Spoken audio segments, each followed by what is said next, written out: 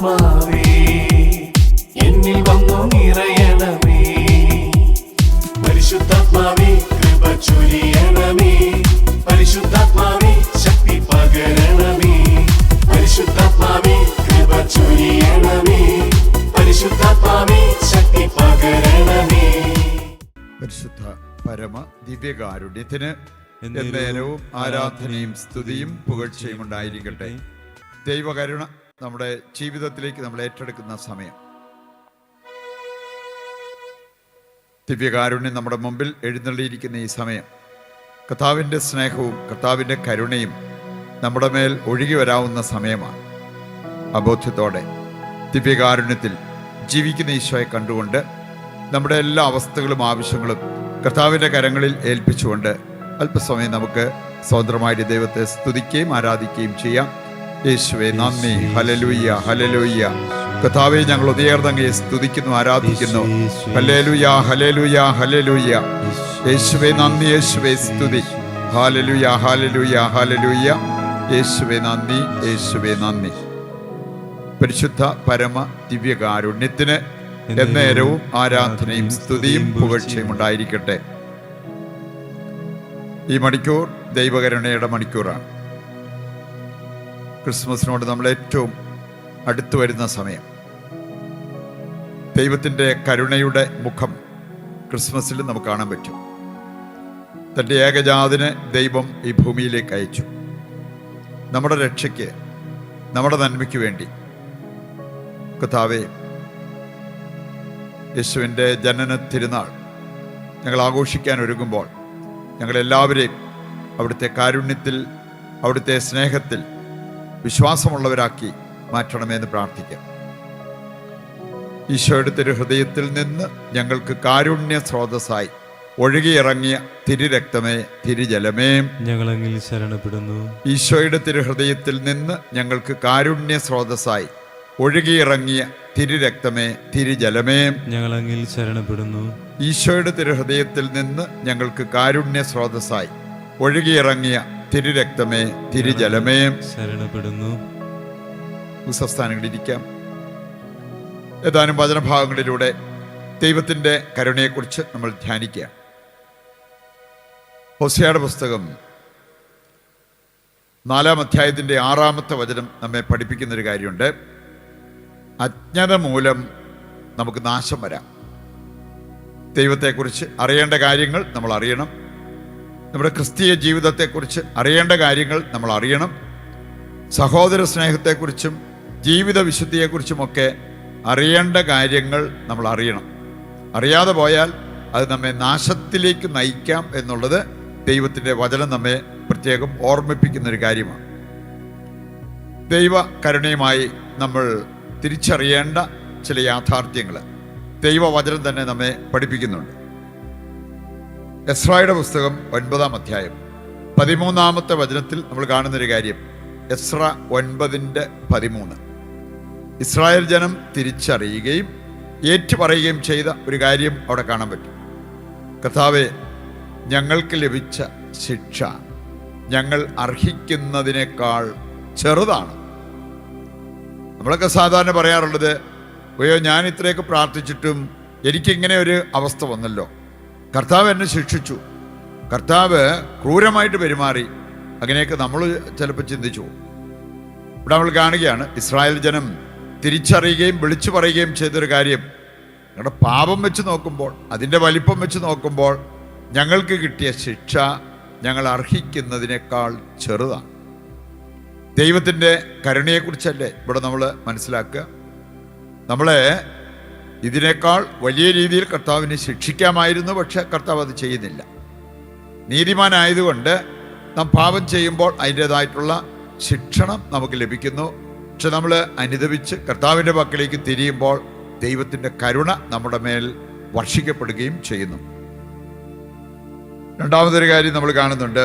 ഈ ശിക്ഷയുമായി ബന്ധപ്പെട്ട് നമുക്ക് കാണാവുന്നൊരു കാര്യം, ശരിക്കും കർത്താവ് നമുക്ക് തരുന്നത് ശിക്ഷയല്ല, ശിക്ഷണം. ശിക്ഷ എന്ന് പറയുമ്പോൾ അതിനകത്ത് ഒരു നെഗറ്റീവ് എലമെൻ്റ് ഉണ്ടാകും. ശിക്ഷണം എന്ന് പറയുമ്പോൾ അത് നമ്മുടെ നന്മയ്ക്ക് വേണ്ടിയാണ്.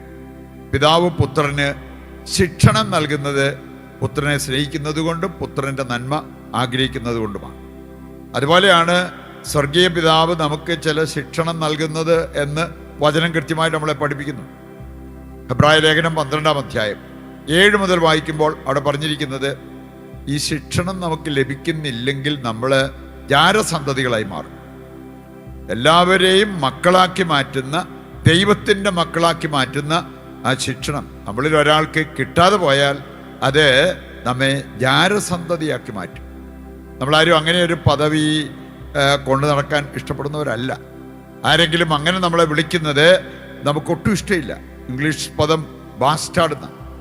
ആരെങ്കിലും അത് വിളിക്കുന്നത് കേൾക്കാൻ ഇഷ്ടപ്പെടുന്നവരുണ്ടോ? ഇനി ഇവിടെ പറഞ്ഞിരിക്കുകയാണ്, ശിക്ഷണം നമ്മെ ദൈവത്തിൻ്റെ സ്വന്തം മക്കളുടെ പദവിയിലേക്ക് ഉയർത്തും. കിട്ടേണ്ട ശിക്ഷണം കിട്ടാതെ പോയാൽ ജാരസന്തതികളുടെ ഗണത്തിൽ നമ്മൾ പെടും. മൂന്നാമതൊരു കാര്യം കൂടി ഇതുമായി ബന്ധപ്പെട്ടത് നമുക്ക് കാണാൻ സാധിക്കും. പ്രഭാഷകൻ 2-ാം അധ്യായം 5-ാമത്തെ വചനം. ഈ ഒരു ശിക്ഷണം നമ്മുടെ ജീവിതത്തിൽ വിശുദ്ധീകരണമായിട്ട് നമ്മൾ കാണണം. ആ വിശുദ്ധീകരണം നമുക്ക് എല്ലാവർക്കും ആവശ്യമാണ്. ആ വിശുദ്ധീകരണം നമ്മൾ സ്വീകരിക്കാതെ പോയി കഴിഞ്ഞാൽ നമുക്ക് തിളക്കമുണ്ടാകില്ല. നമുക്കറിയാമല്ലോ, സ്വർണം പല ടൈപ്പുണ്ട്. വേണേ സ്വർണം പൂശിയ ആഭരണം നമുക്ക് സ്വന്തമാക്കാം, വലിയ വിലയൊന്നും വരത്തില്ല. അതുപോലെ തന്നെ നമുക്ക് നല്ല തനി തങ്കം എന്ന് പറയുന്നത് വളരെ വിലപിടിപ്പുള്ളതാണ്. എന്ന് പറഞ്ഞ പോലെ നമ്മളെ വിശുദ്ധീകരിച്ച് കർത്താവ് ഉയർത്തുന്നത് നമ്മുടെ മൂല്യം വർദ്ധിപ്പിക്കാൻ വേണ്ടിയാണ്. അതുകൊണ്ടാണ് റോമ 8:18 വായിച്ചാൽ അവിടെ പറഞ്ഞിട്ടുണ്ട്, വെളിപ്പെടാനിരിക്കുന്ന മഹത്വത്തോട് തുലനം ചെയ്യുമ്പോൾ ഇന്നത്തെ കഷ്ടത വെറും നിസ്സാരമാണ്. ഈ ഒരു ബോധ്യം നമ്മളെ ഭരിക്കുന്നു, നയിക്കുന്നു എങ്കിൽ നമുക്ക് കർത്താവ് ഈ ശുദ്ധീകരണം നൽകുമ്പോൾ അത് സന്തോഷത്തോടെ എടുക്കാനായിട്ട് നമുക്ക് സാധിക്കും. ഇവിടെ ശരീരത്തെ കർത്താവ് വെട്ടിയൊരുക്കുന്നത് ആത്മീയമായിട്ട് നമ്മളെ വളർത്തി വലുതാക്കാൻ വേണ്ടിയായിരിക്കാം. ഈ ഒരു ദൈവിക ദർശനം ഒരിക്കലും നമുക്ക് നഷ്ടമാകരുത് എന്നുള്ളത് നാം ശ്രദ്ധിക്കേണ്ട ഒരു കാര്യമാണ്. ഇതിൻ്റെ വെളിച്ചത്തിൽ തന്നെ നമുക്ക് ഏതാനും വചനഭാഗങ്ങൾ കൂടി എടുക്കുന്നെങ്കിൽ, ദൈവത്തിൻ്റെ കരുണ, ദൈവം ആരാണ് എന്നുള്ളത് നമ്മൾ മനസ്സിലാക്കിയിരിക്കണം. എന്നിട്ട് ആ കരുണയിൽ ആശ്രയിച്ച് നമ്മുടെ ജീവിതം മുമ്പോട്ട് നയിക്കാൻ നമുക്ക് പറ്റണം. ജ്ഞാനത്തിൻ്റെ പുസ്തകം 12-ാം അധ്യായത്തിൻ്റെ 13-ാമത്തെ വചനം, അവിടെ നമ്മൾ കാണുന്നൊരു കാര്യമുണ്ട്, ദൈവത്തെ പോലെ കരുണയുള്ള മറ്റാരുമില്ല. പരിശുദ്ധാത്മാവിനെതിരായ ഒരു പാപമായിട്ട് നമുക്ക് ചിന്തിക്കാവുന്നൊരു പാപമുണ്ട്. ഇംഗ്ലീഷിൽ പറയും presumption of the mercy of God. ചൂടെ പച്ച മലയാളത്തിൽ പറഞ്ഞാൽ, ഞാൻ സ്വർഗത്തിൽ പോകുകയില്ല എന്ന ചിന്ത നമ്മളെ ഭരിക്കുന്നത്. അപ്പോൾ ഞാൻ പാപിയാണ്, എനിക്ക് സ്വർഗത്തിന് അർഹതയില്ല, എനിക്ക് കരുണ ലഭിക്കില്ല, ഇങ്ങനെയൊക്കെ ചിന്തിക്കുന്നത് പരിശുദ്ധാത്മാവിനെതിരായ പാപങ്ങളിൽ ഒന്നായിട്ട് നമ്മൾ കാണണം എന്നാണ് പറഞ്ഞിരിക്കുന്നത്. എന്തുകൊണ്ടാണ് നമ്മളിങ്ങനെ ചിന്തിച്ചു പോവുക? ദൈവത്തെ നമ്മൾ തിരിച്ചറിയാത്തതുകൊണ്ട്, ദൈവത്തിൻ്റെ കരുണയെ നമ്മൾ തിരിച്ചറിയാത്തതുകൊണ്ട്. മഹാഭാവിക്കും ദൈവകരുണയ്ക്ക് അർഹതയുണ്ട് എന്നുള്ളത് വിശുദ്ധരിലൂടെ ദൈവം നമ്മെ പഠിപ്പിച്ചിരിക്കുന്ന ഒരു കാര്യമാണ്. പുറപ്പാട് 34-ാം അധ്യായം 6-ാമത്തെ വചനം എടുക്കുമ്പോൾ ദൈവം തന്നെക്കുറിച്ച് തന്നെ പറഞ്ഞിരിക്കുന്നൊരു കാര്യം, അവിടെ നിറഞ്ഞു നിൽക്കുന്നത് ദൈവം കരുണയുള്ള ദൈവമാണ്. ദൈവത്തിൻ്റെ കാരുണ്യം എത്രമാത്രം നമ്മളിലേക്ക് ഒഴുകി വരുന്നു എന്നുള്ളതാണ്. കർത്താവ് കാരുണ്യവാനും കൃപാനിധിയുമായ ദൈവം, തെറ്റുകളും കുറ്റങ്ങളും പാപങ്ങളും ക്ഷമിച്ച് ആയിരങ്ങളോട് കരുണ കാണിക്കുന്ന ദൈവം. അങ്ങനെയാണ് ദൈവം തന്നെ വെളിപ്പെടുത്തിയത്. ദൈവത്തെക്കുറിച്ച് ദൈവമക്കൾ മനസ്സിലാക്കിയിരിക്കേണ്ടത്, ദൈവം കാരുണ്യവാനായ ദൈവമാണ്. ആയിരങ്ങളോട്, തലമുറകളോട് കരുണ കാണിക്കുന്ന ഒരു ദൈവം. നമ്മൾ ചെയ്യേണ്ടത് ഇത്രയേ ഉള്ളൂ, തെറ്റുകളും കുറ്റങ്ങളും ഏറ്റുപറയുക. തെറ്റുപറ്റിയെങ്കിൽ തെറ്റുപറ്റിയെന്ന് അംഗീകരിക്കുക, എളിമപ്പെടാൻ തയ്യാറാവുക, കർത്താവിൻ്റെ പക്കലേക്ക് തിരിയുക. മഹാപാപം ചെയ്ത, വൻപാപം, മാരകപാപം ചെയ്ത ഒരു വ്യക്തിയായിട്ട് സാവൂളിനെ നമുക്ക് കാണാൻ പറ്റും. അവൻ അനുതപിച്ചപ്പോൾ ദൈവം കരുണ കാണിച്ചു. ആഹാബ് രാജാവിനെ കാണാൻ പറ്റും. അനുതപിച്ചപ്പോൾ ദൈവം അവനോട് കരുണ കാണിച്ചു. അത് നമ്മൾ 1 രാജാക്കന്മാർ 21 അധ്യായത്തിൻ്റെ 27 വചനത്തിൽ കാണുന്നുണ്ട്. ആഹാബ് രാജകീയ വസ്ത്രം മാറ്റി, ചാക്കൊടുത്തു, ചാരമേത്ത് വാരിയിട്ട് ഉപവാസം നോക്കി കർത്താവിൻ്റെ കരുണയ്ക്ക് വേണ്ടി പ്രാർത്ഥിച്ചു. ഇതെല്ലാം ചേർത്ത് കർത്താവ് പറഞ്ഞൊരു കാര്യം, ആഹാബിൻ്റെ മുമ്പിൽ എളിമപ്പെട്ടത് കണ്ടില്ലേ? കൊലപാതക കുറ്റം ആരോപിക്കപ്പെട്ടവനാണ്. അവരും ഇത്രയും ചെയ്തപ്പോൾ ദൈവം അവൻ്റെ മേൽ അയക്കാനിരുന്ന ശിക്ഷ മാറ്റിവിട്ടു എന്നുള്ളത് ദൈവവചനം നമ്മെ ഓർമ്മിപ്പിക്കുന്ന കാര്യമാണ്. പുതിയ നിയമത്തിൽ നമ്മൾ കാണുന്നുണ്ട്, ദൈവകരുണയ്ക്ക് അർഹത നേടിയ ഒരു വ്യക്തി പത്രോസ്. അവന് ഒരു സ്ത്രീയുടെ മുമ്പിൽ എനിക്ക് യേശുവിനെ അറിയില്ല, ഞാൻ അവൻ്റെ ശിഷ്യന്മാരുടെ ഗണത്തിൽ പെട്ടവനല്ല, ശിഷ്യന്മാരുടെ നേതാവായിരുന്നു, എന്നിട്ട് ആ ഗണത്തിലേ പെട്ടവനല്ല എന്ന് പറഞ്ഞു. പക്ഷെ പിന്നീട് നമ്മൾ കാണുകയാണ്, ലൂക്ക 22:62 വായിക്കുമ്പോൾ പത്രോസ് മനംനൊന്ത് കരഞ്ഞു. അവൻ്റെ അനുതാപം, അവനൊരു നല്ല കുമ്പസാരം നടത്തി, മനംനൊന്ത് കരഞ്ഞു. ദൈവം അവനോട് കരുണ കാണിക്കുന്നത് നമുക്ക് കാണാൻ സാധിക്കും. അവൻ തന്നെയാണ് അപ്പസ്തോലന്മാരുടെ നേതാവായിട്ട് തുടരുന്നത്. അപ്പം അതുകൊണ്ട് ദൈവത്തിൻ്റെ കരുണ, നമ്മൾ ക്രിസ്മസ് ആഘോഷത്തിനായിട്ട് ഒരുങ്ങിയാണ്. നമുക്ക് നമ്മുടെ പാപങ്ങൾ കണ്ടെത്തി നല്ലൊരു കുമ്പസാരമൊക്കെ നടത്തി ഈശോയുടെ പക്കലേക്ക് തിരിഞ്ഞ് കർത്താവിൻ്റെ കരുണയിൽ പ്രത്യാശ അർപ്പിച്ചാൽ നമ്മുടെ ജീവിതം നമുക്ക് പുനരാരംഭിക്കാൻ പറ്റും.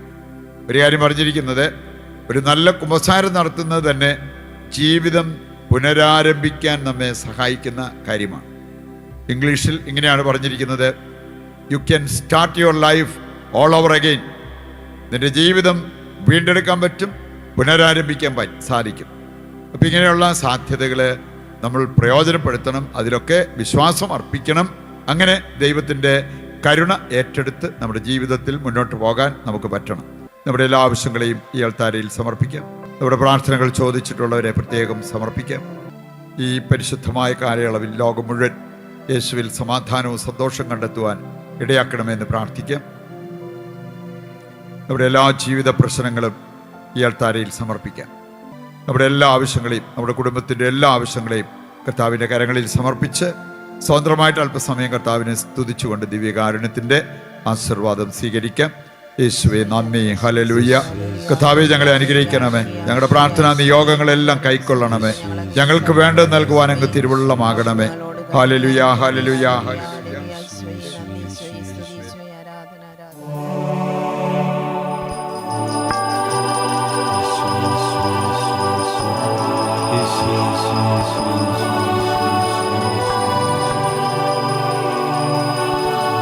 പരിശുദ്ധ പരമമാ ദിവ്യകാരുണ്യമേ, എന്നുമെന്നും ആരാധന. പരിശുദ്ധ പരമമാ ദിവ്യകാരുണ്യമേ, എന്നുമെന്നും ആരാധന.